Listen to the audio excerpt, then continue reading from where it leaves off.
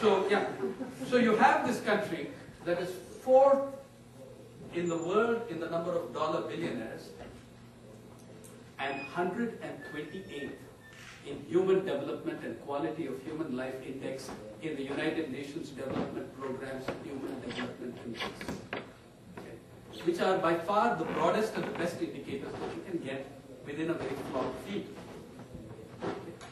We are 128.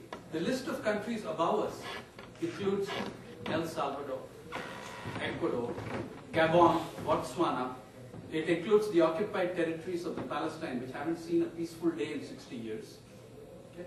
It includes all these countries. What's striking about all those countries? That say El Salvador is 25 positions ahead of us. Nicaragua is ahead of us.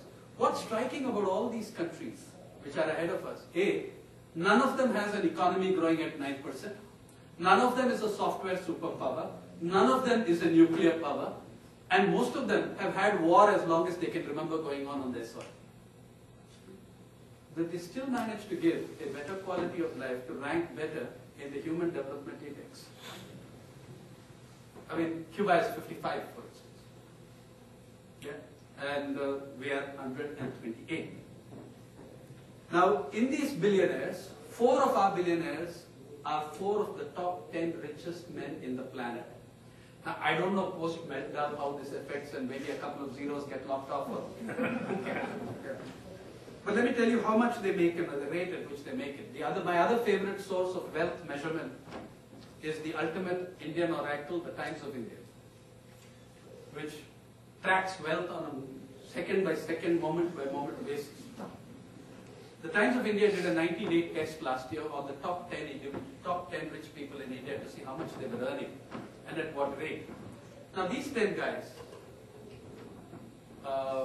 which include 4 of the world's richest men, these 10 guys together in 90 days, or sorry, it could be 90, they did a 90-day and a 180 days, 3 months and 6 months, but depending on how you take it, in that period, they earned $65.3 billion.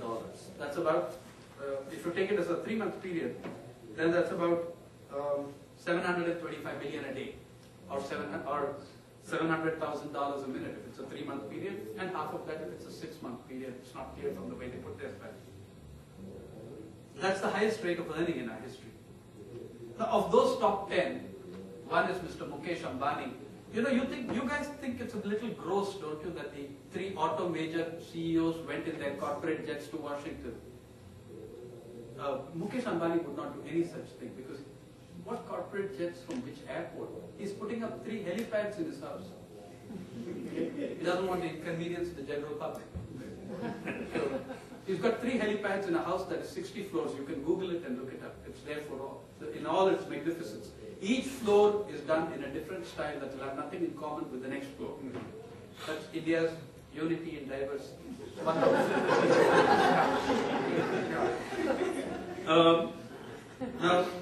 you just Google it up, you'll see Mukesh Ambani, 60 floors, helipads, and you'll see.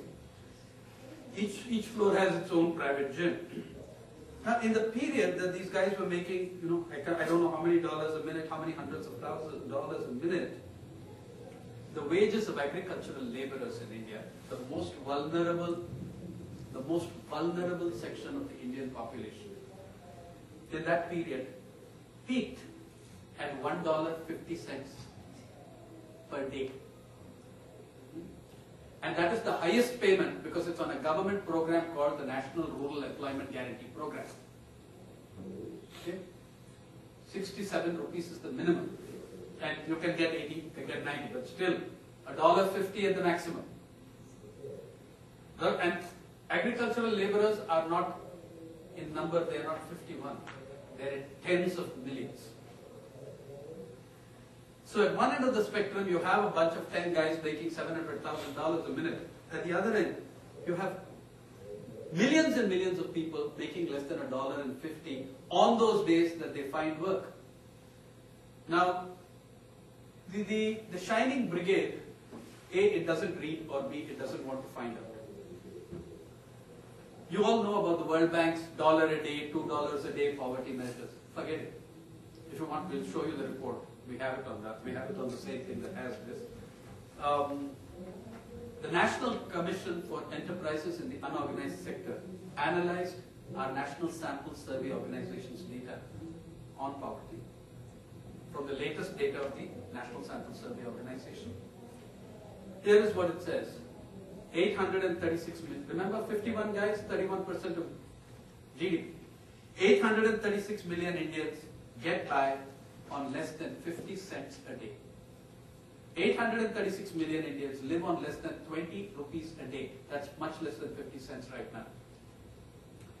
The NCUS report is the latest. It's the August 2007 report handed over to the Prime Minister by Dr. Arjun Sengupta with all the credentials of having served the Reserve Bank, the World Bank, the IMF, the Planning Commission. That's who produced the report. You can download it. It's available on NICNET.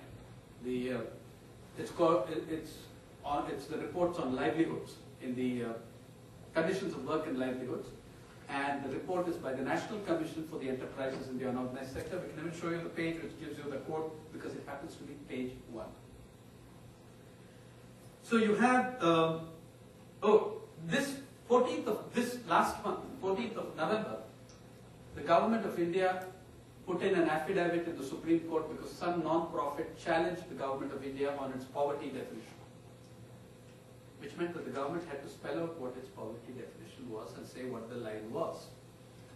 The non-profit challenged the government saying, when food prices have increased so steeply, when wheat alone has increased 77% in the first 3 months of 2008, you cannot stick to the old poverty estimates, you must have a new poverty line.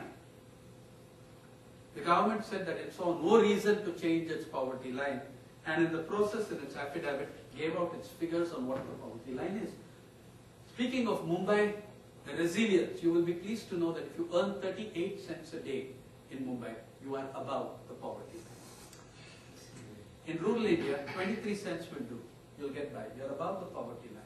So these 836 million people who get by on less than 50 cents a day, most of them are above the poverty line. Most of them are above the poverty line. Okay? Less than a third of these 836 million are below the poverty line. Incidentally, if you want to go further into that 836 million, 88% of all Dalits and Adivasis fall into that category, and much less known, 85% of all Muslims fall into the category of those 836 million. All these figures are there for you on the front page. If you want towards the end, we'll put that up of the report from there. And the other thing, that fantastic thing that the report's analysis of NSS data shows us is that the gap between the super rich and the rich is probably much larger than the gap between the rich and the poor. Because the concentration is so extreme at one end of the spectrum.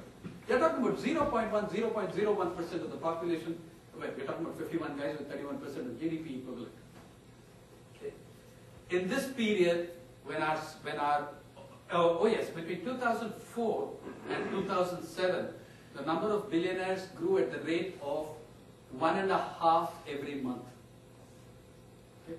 So we started out with a paltry 4 or 8, and now there we are 51.